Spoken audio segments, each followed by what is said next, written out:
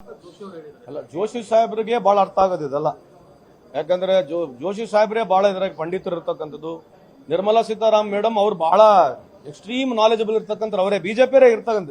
ಈ ದೇಶದಲ್ಲಿ ನೋಡ್ರಿ, ಯಾರು ನಮ್ಮ ಡೆಲ್ಲಿ ಚೀಫ್ ಮಿನಿಸ್ಟರ್ ಅತಿ ಬಹಳ ಬ್ರಿಲಿಯಂಟ್ ಅವರೇ, MP ಚೀಫ್ ಮಿನಿಸ್ಟರ್ ಅವರೇ ಬ್ರಿಲಿಯಂಟು, ಮಹಾರಾಷ್ಟ್ರ ಚೀಫ್ ಮಿನಿಸ್ಟರ್ ದಾವಸ್ಗೆ ಹೋಗ್ತಾರೆ, ಇರ್ತಕ್ಕಂಥ ಲೋಕಲ್ ಕಂಪ್ನಿಗಳು ಕರ್ಕೊಂಡೋಗಿ ಸೈನ್ ಮಾಡ್ಕೊಂಡ್ ಬರ್ತಾರೆ. ಸೊ ಈ ತರ ಬುದ್ಧಿವಂತರು ಇವ್ರ ಪಾರ್ಟಿಯಲ್ಲಿ ಇರೋದು. ಇಡೀ ದೇಶದಲ್ಲಿ ಪ್ರಪಂಚದಲ್ಲಿ ಎಲ್ಲಿಗಾನ ಬುದ್ಧಿವಂತರು ಬೇಕಾಗಿದ್ರೆ, ಅಮೆರಿಕಾಗೆ ಆಗಿರ್ಲಿ, ಚೈನಾಗಾಗಿರ್ಲಿ, ಜಪಾನಿಗಾಗ್ಲಿ, ಎಲ್ಲೇ ಒಂದು ಬುದ್ಧಿವಂತರ ಕೊರತೆ ಇದ್ರೆ ಅವರು ಬಿಜೆಪಿ ಆಫೀಸ್ ದೇಶಕ್ಕೆ ಮಾಡಲ್ಲ. ಅವರು ಭಾರತ ದೇಶದಲ್ಲಿ ಯಾರೆಲ್ಲ ಬುದ್ಧಿವಂತರು, ಬರೇ ಬಿಜೆಪಿ ಆಫೀಸ್ ನಲ್ಲಿ ಫೋನ್ ಮಾಡಿ ನಿಮ್ಮ ಹತ್ರ ಇರ್ತಕ್ಕಂಥ ಬುದ್ಧಿವಂತರು ಲಿಸ್ಟ್ ಕೊಡ್ರಿ ಅಂತ ಹೇಳಿದಾಗ ಇವ್ರು ಇಲ್ಲಿಂದ ಬುದ್ಧಿವಂತರನ್ನು ಬೇರೆ ಕಡೆ ಕಳ್ಸಿಕೊಡ್ತಾರೆ. ಇವ್ರ ಹತ್ರ ಬಹಳ ಬುದ್ಧಿವಂತಿಕೆ ಇರ್ತಕ್ಕಂಥದ್ದು ಒಂದು. ಎರಡನೇದು, as far as the budget is concern, ನಾನೇ ಸುಮ್ಮನೆ ಪೊಲಿಟಿಕಲಿ ಹೇಳಕ್ ಹೋಗೋದಿಲ್ಲ. ಕರ್ನಾಟಕಕ್ಕೆ ನಮಗೆ ಯಾವುದು ಬಹಳ ದೊಡ್ಡ ಪ್ಯಾಕೇಜ್ ಆಗಿರಲಿ, ಕರ್ನಾಟಕಕ್ಕೆ ಅನುಕೂಲ ಆಗ್ತಕ್ಕಂಥದ್ದಾಗಿರಲಿ, ನೀರಾವರಿಗೆ ಆಗ್ತಕ್ಕಂಥದ್ದು, ಇನ್ಫ್ರಾಸ್ಟ್ರಕ್ಚರ್ ಪ್ರಾಜೆಕ್ಟ್ ಯಾವುದು ನಮಗೇನು ಬಹಳ ದೊಡ್ಡ ಪ್ರಮಾಣದಲ್ಲಿ ನಮಗೆ ಯಾವುದು ಸಹಾಯ ಆಗಿಲ್ಲ, ನಮಗೆ ಯಾವುದು ಲಾಭ ಆಗಿರತಕ್ಕಂಥದ್ದು ಕರ್ನಾಟಕದ ವಿಷಯದಲ್ಲಿ. ಎರಡನೇದು ಫಾರ್ಮರ್ಸ್ ಇಶ್ಯೂ, ರೈತರು ಸುಮಾರು 18ರಿಂದ 20% ಈ ದೇಶದ GDPಗೆ ರೈತರು ಕಾರಣರಾಗಿರ್ತಾರೆ. ಸುಮಾರು 40% ಈ ರೈತರು ಏನು ವಲಯ ಇದೆ, ನಮ್ಮೇನು ಅಗ್ರಿಕಲ್ಚರ್ ಅಂತ ಏನ್ ಹೇಳ್ತೀವಿ, ಇದರಲ್ಲಿ ಸುಮಾರು 40 to 50% ಜನರು ಇದರಲ್ಲಿ ಎಂಪ್ಲಾಯ್ಮೆಂಟ್ ಬೇಸ್ಡ್ ಇರ್ತಕ್ಕಂಥದ್ದು. ರೈತರಿಗೆ ನಾವು ಆದಾಯ ದುಗುನಿ ಮಾಡ್ತೀವಿ ಅಂತ ಹೇಳಿರ್ತಕ್ಕಂಥದ್ದು. MSP ಬಗ್ಗೆ ಎಲ್ಲಿ ಮಾತನಾಡಿಲ್ಲ, ಮಿನಿಮಮ್ ಸೆಲ್ಲಿಂಗ್ ಪ್ರೈಸ್ ಬಗ್ಗೆ ಎಲ್ಲಿ ಮಾತನಾಡಿಲ್ಲ. ಅವಾಗೆಲ್ಲ ಬಹಳ ಜೋರ ಭಾಷಣ ಮಾಡೋರು, ಅದ್ರ ಬಗ್ಗೆ ಎಲ್ಲಿ ಮಾತನಾಡಿಲ್ಲ. ರೈತರ ಸಾಲ ಮನ್ನಾ ಬಗ್ಗೆನೂ ಎಲ್ಲಿ ಮಾತನಾಡಿಲ್ಲ. ರೈತರಿಗಂತೂ ಏನೇನು ₹1 ಲಾಭ ಇಲ್ಲ. ಎಲ್ಲರಿಗಿಂತ ಇಂಪಾರ್ಟೆಂಟ್ MSMEಗಳು, ಸ್ಮಾಲ್ ಸ್ಕೇಲ್ ಇಂಡಸ್ಟ್ರಿ ಅಂತ ಹೇಳ್ತೀವಿ. ಕಳೆದ 11 ವರ್ಷದಿಂದ ಸ್ಮಾಲ್ ಸ್ಕೇಲ್ ಇಂಡಸ್ಟ್ರಿ ಈ ದೇಶದಲ್ಲಿ ಕುಸಿತಾನೆ ಹೋಗ್ತದೆ. ಆದ್ರೆ ಒಂದೇನಂತಂದ್ರೆ ಪ್ರಹ್ಲಾದ್ ಜೋಶಿ ಸಾಹೇಬ್ರಿಗೆ ಕೇಳ್ರಿ, ಮೊದಲು ನಾವು ಈ ಇಂಡಿಯನ್ ನ್ಯಾಷನಲ್ ಫ್ಲಾಗ್ ನ ಬರೀ ಖಾದಿನಲ್ಲೇ ಮಾಡ್ಬೇಕಂತಕ್ಕನ್ನೋದು ಒಂದು ಸಂಪ್ರದಾಯ ಇತ್ತು. ಇವರೀಗ ಪಾಲಿಸ್ಟರ್ ಗಿಲಿಸ್ಟರ್ ಎಲ್ಲ ಮಾಡ್ಬಿಟ್ಟಿದ್ದಾರೆ. ಈಗ ನಾಚಿಕೆ ಆಗಬೇಕು. 70% ಅಷ್ಟು ಈ ದೇಶದ ಫ್ಲಾಗ್ಗಳು, 70% ಈ ದೇಶದಲ್ಲಿ ಫ್ಲಾಗ್ಗಳು ಚೈನಾದಿಂದ ಬರ್ತಾ ಇದೆ. ನಾಚಿಕೆ, ಮಾನ ಮರ್ಯಾದಿ, make in India, made in India ಅಂತ ಹೇಳಿ ಬಹಳ ದೊಡ್ಡ ಬೆನ್ನಿಗೆ ಎಗ್ಗಳ್ಕೊಂಡು ಹೊಡ್ಕೊಂಡು ಮಾತನಾಡ್ತಕ್ಕಂಥವ್ರು. 70% of Indian flags are coming from China only, ಬೇರೆ ಎಲ್ಲಿಲ್ಲ, ಬೇರೆ ದೇಶ ಬಿಟ್ಬಿಡ್ರಿ. ಆಮೇಲೆ ಇವತ್ತು ನಮಗೆ ಚೈನಾಗೆ ಸುಮಾರು $120 ಬಿಲಿಯನ್ ಅಷ್ಟು ಸರ್ಪ್ಲಸ್ ನಲ್ಲಿದ್ದೀವಿ, ಅಂದ್ರೆ ನಾವು ಡೆಫಿಸಿಟ್ ನಲ್ಲಿ ಇದೀವಿ. $120 ಬಿಲಿಯನ್ ಅಷ್ಟು ನಾವು ಚೈನಾದಿಂದ ಇಂಪೋರ್ಟ್ ಮಾಡ್ಕೊಳ್ತೀವಿ. 2014ನಲ್ಲಿ $30 ಬಿಲಿಯನ್ $40 ಬಿಲಿಯನ್ ಇದ್ರೆ ಇವರು ಇವತ್ತು 10 ವರ್ಷದಲ್ಲಿ ಹೆಗ್ಗಳಿಕೆಯ ನಮ್ಮ make in India, made in India, Bharat ಬಹಳ ದೊಡ್ಡ ಭಾಷಣಗಳು ಮಾಡಿದವರು. $120 ಬಿಲಿಯನ್ ಅಷ್ಟು ಚೈನಾದಿಂದ ನಾವು ಇಂಪೋರ್ಟ್ ಮಾಡ್ತೀವಿ. ಎಕ್ಸ್ಪೋರ್ಟ್ 0 $92 ಇವತ್ತು ಡಾಲರ್ಗೆ ರುಪಿಗೆ ಆಗಿದೆ. FPO ಅಂತ ಹೇಳ್ತೀವಿ, ಫಾರಿನ್ ಪೋರ್ಟ್ಫೋಲಿಯೋ ಇನ್ವೆಸ್ಟ್ಮೆಂಟ್ ಅಂತ FPI ಅಂತ ಹೇಳ್ತೀವಿ. ಅಂದ್ರೆ ನಮ್ಮ ಅವರು ಯಾವಾಗ್ಲೂ ದುಡ್ಡು ಯಾವಾಗ ಹಾಕ್ತಾರೆ ಅಂತಂದ್ರೆ ಅವರಿಗೆ ಲಾಭ ಆಗ್ತಕ್ಕಂಥ ಸಂದರ್ಭದಲ್ಲಿ ದುಡ್ಡು ಹಾಕ್ತಾರೆ. ಹಂಗೆ ಕಳೆದ ಒಂದೇ ವರ್ಷದಲ್ಲಿ 1,60,000 ಕೋಟಿ ಈ ಫಾರಿನ್ ಪೋರ್ಟ್ಫೋಲಿಯೋ ಇನ್ವೆಸ್ಟ್ಮೆಂಟ್ ಹೇಳ್ತೀವಿ, ಅದು ಈ ದೇಶದಿಂದ ಹೊರಗಡೆ ಹೋಗಿದೆ. ಇದರಿಂದ ಮುಂದೆ ಬರ್ತಕ್ಕಂಥ ದಿನಗಳಲ್ಲಿ ನೀವು ಬರೆದಿಟ್ಟುಕೊಳ್ಳಬೇಕಿದ್ರೆ ನಮ್ಮ ಇನ್ಸ್ಟಾಲ್ಮೆಂಟ್ಗಳು, ಬ್ಯಾಂಕಿನ ಇಂಟ್ರೆಸ್ಟ್ ರೇಟ್ಗಳು ಯಾವುದೇ ರೀತಿಯಿಂದ ಕಮ್ಮಿ ಆಗೋದಿಲ್ಲ. ಯುವಕರಿಗೆ ಎಜುಕೇಶನ್ ಸಿಸ್ಟಮ್ ನಲ್ಲಿ ಏನು ಬಹಳ ದೊಡ್ಡ ಬದಲಾವಣೆ ಇಲ್ಲ. MSMEಗೆ ಏನು ₹1 ಲಾಭ ಇಲ್ಲ. ಹಾಗಾಗಿ ಎಲ್ಲದಕ್ಕೂ ಹೆಚ್ಚಾಗಿ ಇವ್ರ ಕಾಲದಲ್ಲಿ 1 ಲಕ್ಷ ಶಾಲೆಗಳು ಇವತ್ತು ಬಂದಾಗಿದ್ದಾವೆ. ಇವತ್ತು ಎಜುಕೇಶನ್ ಇಟ್ಟಿರ್ತಕ್ಕಂಥ ಬಜೆಟ್ ನೋಡ್ರಿ, ಇವತ್ತು ಈ ದೇಶದಲ್ಲಿ ಸುಮಾರು ನಮಗೆ ಎಜುಕೇಶನ್ ವ್ಯಾಲ್ಯೂ ಸಿಸ್ಟಮ್ ನ ಜಾಸ್ತಿ ಆಗ್ಬೇಕಂತಕ್ಕಂಥ ನಮ್ದೆಲ್ಲ ಹೋರಾಟ ಇದೆ. ರಾಜ್ಯ ಸರ್ಕಾರಗಳು ಇಡ್ತಕ್ಕಂಥ ಬಜೆಟ್ ನಲ್ಲಿ ಎಜುಕೇಶನ್ಗೆ ಕೇಂದ್ರ ಸರ್ಕಾರ ಅವ್ರು ಪಾಲಿಸಿ ಮಾಡಿದ್ರು. ನ್ಯಾಷನಲ್ ಎಜುಕೇಶನ್ ಪಾಲಿಸಿಲಿ ನಾವು 6% ವರೆಗೆ ದುಡ್ಡು ಖರ್ಚು ಮಾಡ್ತೀವಿ ಅಂತ ಹೇಳಿದ್ರು. ಇಲ್ಲಿವರೆಗೆ 2.5% ಇವ್ರು ಖರ್ಚು ಮಾಡ್ತಾ ಇಲ್ಲ. ಹಂಗಾಗಿ ಓವರ್ ಆಲ್ ನಾನು ಯಾವ್ದು ರಾಜಕೀಯವಾಗಿ ಟೀಕೆ ಮಾಡ್ತಕ್ಕಂಥದ್ದಲ್ಲ, ಈ ಸ್ಟ್ಯಾಟಿಸ್ಟಿಕ್ಸ್ ನಲ್ಲಿ ಯಾವ್ದು ಚೇಂಜ್ ಇಲ್ಲ ನಾನು ಹೇಳಿರ್ತಕ್ಕಂಥದ್ದಲ್ಲಿ. ಆಮೇಲೆ ಎಲ್ಲರಿಗಿಂತ ಏನಂತಂದ್ರೆ 200 ಲಕ್ಷಕ್ಕೂ ಹೆಚ್ಚು ಕೋಟಿ ಸಾಲದಲ್ಲಿ ಇದೀವಿ. 1947 ಇಸ್ವಿಯಲ್ಲಿ ಈ ದೇಶದ ಸಾಲ 55 ಲಕ್ಷ ಕೋಟಿ ಇತ್ತು. 13 ಪ್ರಧಾನಮಂತ್ರಿಗಳು ಬಂದೋಗಿದ್ರು. ನಮ್ಮ ವಿಶ್ವಗುರು ಬಂದಾದ ಮೇಲೆ ಈ ದೇಶದ ಸಾಲ 200 ಲಕ್ಷ ಹೆಚ್ಚು ಕೋಟಿ ಹೋಗಿದೆ. $56 ಇರ್ತಕ್ಕಂಥ ಡಾಲರು $92 ಹೋಗಿದೆ. ಆಮೇಲೆ ಈ ಡಾಲರ್ ಬೀಳ್ತಕ್ಕಂಥ ಸಂದರ್ಭದಲ್ಲಿ ವೆನ್ ಡಾಲರ್ ಇಸ್ ಫಾಲಿಂಗ್, ನಮ್ಮ ಹತ್ರ ರುಪೀಸ್ ಫಾಲಿಂಗ್, ಯಾವಾಗ rupees falling against the dollar, ನಮ್ಮ ಹತ್ರ ಇರ್ತಕ್ಕಂಥ ಡಾಲರ್ನ ನಾವು ವಾಪಸ್ ಮಾರ್ಕೆಟ್ ನಲ್ಲಿ ಹಾಕ್ತಿವಿ. ಹಂಗೆ ಸುಮಾರು ನಮ್ಮ ವಿಶ್ವಗುರುಗಳು ಇಲ್ಲಿವರೆಗೆ 15 ಲಕ್ಷ ಕೋಟಿಯಷ್ಟು ಡಾಲರ್ನ ಮಾರ್ಕೆಟ್ಗೆ ಹಾಕಿ ರುಪಿ ಫಾಲಿಂಗ್ ನ ನಿಂದಿಸಿದ್ದಾರೆ. ಅದು ಹಾಕಿಲ್ಲ ಅಂದ್ರೆ ಇವತ್ತು $100 ಹೋಗ್ತಾ ಇತ್ತು. ಇದು ಹೆಗ್ಗಳಿಕೆಯ ಮಾಡಿರ್ತಕ್ಕಂಥ ಸಾಧನೆಗಳು ಅಂತ ಈ ಸಂದರ್ಭಕ್ಕೆ ಕೇಳಲಿಕ್ಕೆ ಇಚ್ಛೆ ಬಯಸ್ತೀನಿ. ಅಲ್ಲ, ಆ ತರ ಕೊಡೋದ್ರ ಅರ್ಥನೇ ಇಲ್ಲ. ಎವ್ರಿ ಗೌರ್ಮೆಂಟ್, ಸ್ಟೇಟ್ ಗೌರ್ಮೆಂಟ್ ಆಗಿರ್ಲಿ, ಸೆಂಟ್ರಲ್ ಗೌರ್ಮೆಂಟ್ ಗಳಾಗಿರ್ಲಿ, ಬಜೆಟ್ಗಳು ಮಾಡ್ತಾನೆ ಇರ್ತವೆ. ಆದ್ರೆ ಓವರ್ ಆಲ್ ಸಾಧನೆ ಮ್ಯಾನುಫ್ಯಾಕ್ಚರಿಂಗ್ ಏನ್ ಮಾಡಿದ್ದಾರೆ ಅವ್ರು ಹೇಳಕ್ ರೆಡಿ ಇಲ್ಲ. ಮ್ಯಾನುಫ್ಯಾಕ್ಚರಿಂಗ್ ಏನಾಗಿದೆ ಎಲ್ಲ ಹೇಳಿದಾರ ನಿರ್ಮಲಾ ಸೀತಾರಾಮನ್ ಅವರು? ಮೇಕ್ ಇನ್ ಇಂಡಿಯಾ ಮಾಡಿದ್ವಿ. ಇವತ್ತು ಮ್ಯಾನುಫ್ಯಾಕ್ಚರಿಂಗ್ ಏನಾಗಿದೆ, ಇವತ್ತು 2 ವೀಲರ್ ಸೇಲ್ಸ್ ಈ ದೇಶದಲ್ಲಿ ಕಮ್ಮಿ ಆಗಿದೆ, 4 ವೀಲರ್ ಸೇಲ್ಸ್ ಕಮ್ಮಿ ಆಗಿದೆ. ನಮ್ಮಲ್ಲಿ ಯಾವುದು ದೇಶದಲ್ಲಿ ಮ್ಯಾನುಫ್ಯಾಕ್ಚರಿಂಗ್ ಅಲ್ಲಿ ನಾವು 0. ನಮ್ಮ ದೇಶ 60% ಸರ್ವಿಸ್ ಓರಿಯೆಂಟೆಡ್ ನಲ್ಲಿ ಇದೀವಿ ಮೇಡಮ್. 60% ಸರ್ವಿಸ್ ಇಂಡಸ್ಟ್ರಿ ನಾವಿರೋದ್ರಿಂದ ನಾವು ಎಲ್ಲಿವರೆಗೆ ಮ್ಯಾನುಫ್ಯಾಕ್ಚರಿಂಗ್ ಮಾಡಲ್ಲ, ಎಲ್ಲಿವರೆಗೆ ನಮ್ಮ ದೇಶದಿಂದ ಹೊರ ದೇಶಕ್ಕೆ ನಾವು ಎಕ್ಸ್ಪೋರ್ಟ್ ಮಾಡಕ್ ಆಗುದಿಲ್ಲ. ನಾವು ಟಿವಿಯಲ್ಲಿ ಭಾರಿ ಪವರ್ಫುಲ್, ಟಿವಿ ಮುಖಾಂತರ ನಾವು ಪವರ್ಫುಲ್ ನ ಕಾಣಬಹುದು, ದೇಶ ಪವರ್ಫುಲ್ ಆಗಿ ಬರೋದಕ್ಕೆ ಸಾಧ್ಯನೇ ಇಲ್ಲ ಅಂತ ಈ ಸಂದರ್ಭಕ್ಕೆ ಕೇಳಲಿಕ್ಕೆ ಇಚ್ಛೆ ಪಡ್ತೀನಿ.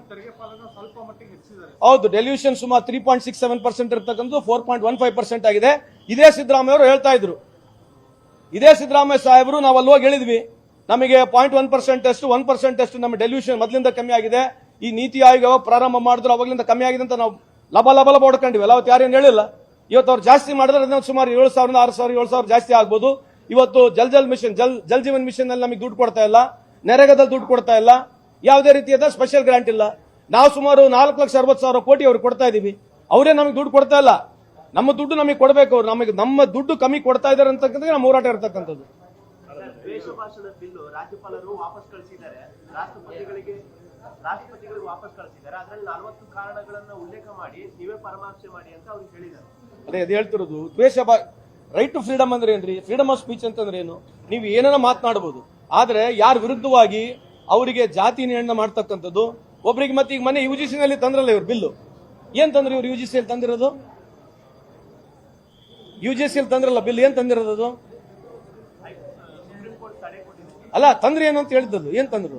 ಅದಿತ್ತು ಆಲ್ರೆಡಿ, ಆರ್ಟಿಕಲ್ 16, 17 ಮೊದಲೇ ಇತ್ತದು. ಅದನ್ನ ಮತ್ತೆ ಪುನರ್ವಚನೆ ಮಾಡಿ ಅದು ಈಗ ಎಲೆಕ್ಷನ್ ಬಂದಿದೆಯಲ್ಲ ಅದಕ್ಕಾಗಿ ಮಾಡಿರ್ತಕ್ಕಂಥ ಸ್ಟಂಟ್ ಇರಲಿ. ಏನ್ ಅರ್ಥ ಏನು? ನಮಗೆ ಅವ್ರಿಗೆ ಏನು ವ್ಯತ್ಯಾಸ ಇಲ್ಲ. ನಮ್ಮ ಏಟ್ ಸ್ಪೀಚ್ ನಲ್ಲಿ ಏನಿದೆ, ನೀನು ಬೇರೆ ವಿರುದ್ಧವಾಗಿ ಮಾತನಾಡಬಾರದು.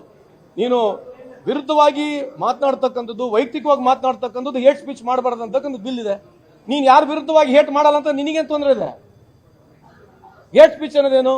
ನೀನ್ ಯಾರ ವಿರುದ್ಧವಾಗಿ, ಒಂದು ಸಮುದಾಯ ವಿರುದ್ಧವಾಗಿ, ಒಂದು ಜಾತಿ ನಿಂದನೆ ಮಾಡಬಾರ್ದು ಅಂತಕ್ಕಂಥದ್ದು ಹೇಟ್ ಸ್ಪೀಚ್ ಇರ್ತಕ್ಕಂಥದ್ದು. ಇವ್ರು ಅರ್ಧಕ್ಕರ್ಧ ಇವ್ರು ಅನ್ನ ಬಿಸಿ ಮಾಡ್ಕೊಳ್ಳೋದು, ಅನ್ನ ಕುಚ್ಚೋದು ಇದರಿಂದ ಅಲ್ಲರೋದು. ಯಾರು ಇವತ್ತು ಅದನ್ನ ತಡೆಗಟ್ತಾ ಇದ್ದಾರೆ, ಇವ್ರು ಅಡಿಗೆ ನಡೆಯೋದು, ಇವ್ರು ವ್ಯವಹಾರ ನಡೆಯೋದು ಅದರಿಂದ ತಾನೆ. ದೇಶದ ಪ್ರಗತಿ ಪರವಾಗಿ ಮಾತಾಡಲ್ಲ, ಯಾವುದೋ ಒಂದು ಸಮುದಾಯ ವಿರುದ್ಧವಾಗಿ ಮಾತನಾಡಿ ಬೇಳೆ ಬೆಳೆಸ್ಕೊಂತದ್ದು ಬಾಳ ಇದಾರಲ್ಲ, ಅದಕ್ಕಾಗಿ ಅದು ಸ್ಪೀಚ್ ನ ಹೇಟ್ ಸ್ಪೀಚ್ ಮಾಡಬಾರ್ದಕ್ಕಂತ ಬಿಲ್ ತಂದಿರ್ತಕ್ಕಂಥ.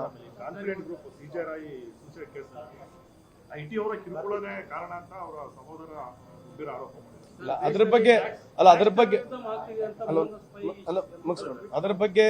ಬಗ್ಗೆ ನನಗೆ ಮಾಹಿತಿ ಇಲ್ಲ.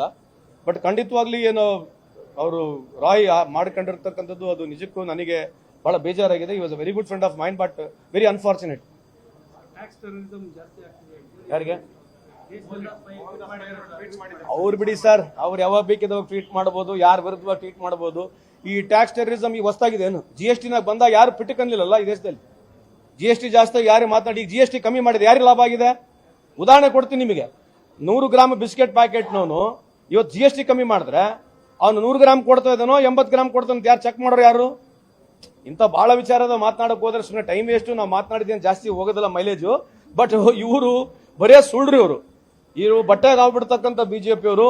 ಇವ್ರು ಏನಂತಂದ್ರೆ ಬಹಳ ಪ್ರಾಬ್ಲಮ್ ಅಂತಂದ್ರೆ ಯಾರದಾಳಲ್ಲ, ರೇಖಾ ಗುಪ್ತಾ ಅಲ್ಲ, ಅವ್ರ ಎಷ್ಟು ಬುದ್ಧಿವಂತಿದ್ದಾರೆ ನೋಡ್ರಿ ನೀವು. ಎಂತ ಬುದ್ಧಿವಂತರು ಚೀಫ್ ಮಿನಿಸ್ಟರ್ ಇಟ್ಕೊಂಡು ಅವ್ರು ಇರ್ತಕ್ಕಂಥ ಚೀಫ್ ಮಿನಿಸ್ಟರ್ ಹೆಸರುಗಳನ್ನ ನೋಡ್ಬಿಡ್ರಿ ನೀವು. ಅವ್ರು ಮಾತನಾಡ್ತಕ್ಕಂಥ ಮಾತು ಯಾರನ್ನ ನಮ್ಮ ಯಂಗರ್ ಜನರೇಷನ್ ನೋಡಿದ್ರೆ ಏನ್ ಕಲಿಬೋದ್ರಿ ನಾವು ಇವರಿಂದ? ಏನನ್ನ ಕಲಿಯೋದಂತ ಇದೆಯಾ?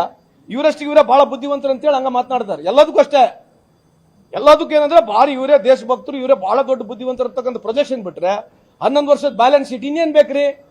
$92 ಆಗಿದೆ. ಬಂಗಾರದ ಬಗ್ಗೆ ಮಾತಾಡ್ತಾರ? ಏನಾಗಿದೆ? ಎಕ್ಸ್ಪೋರ್ಟ್ ಭಾರಿ ಮೇಕ್ ಇನ್ ಇಂಡಿಯಾ ಅದೆಲ್ಲ ಹಿಂಗ್ ತಿರ್ಗಿಸಿದ್ರಲ್ಲಿ ಸಿಂಹಗಳು ತಂದು ಹಿಂಗ್ ತಿರ್ಗಿಸ್ಬಿಟ್ರೆ ಎಲ್ಲ ಕಡೆ.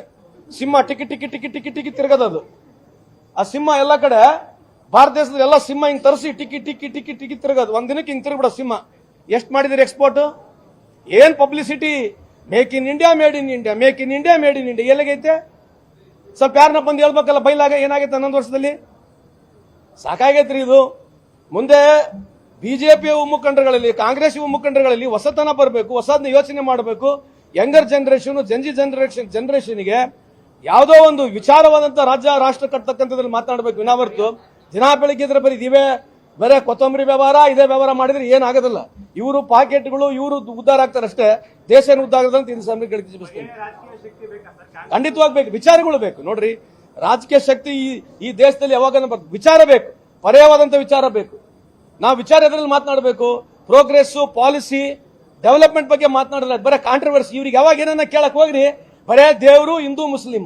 ನೀವು ಅವು ಯಾವ್ದನ್ನ ನೀವು ಟಿವಿ ಡಿಬೇಟ್ಗಳು ನೋಡಿ, you ask them accountability, they will come about Aurangzeb, they speak about something barber ಅಂದ್ರೆ ಹಜಾಮ, ಇಂಥವ್ರ ಬಗ್ಗೆ ಮಾತನಾಡ್ತಾರೆ ವಿನಾ ಹೊರತು ಇವ್ರು ಯಾವುದು ಒಂದು ರೂಪಾಯಿನು ದೇಶದ ಡೆವಲಪ್ಮೆಂಟ್ ಬಗ್ಗೆ ಮಾತನಾಡಂಗಿಲ್ಲ.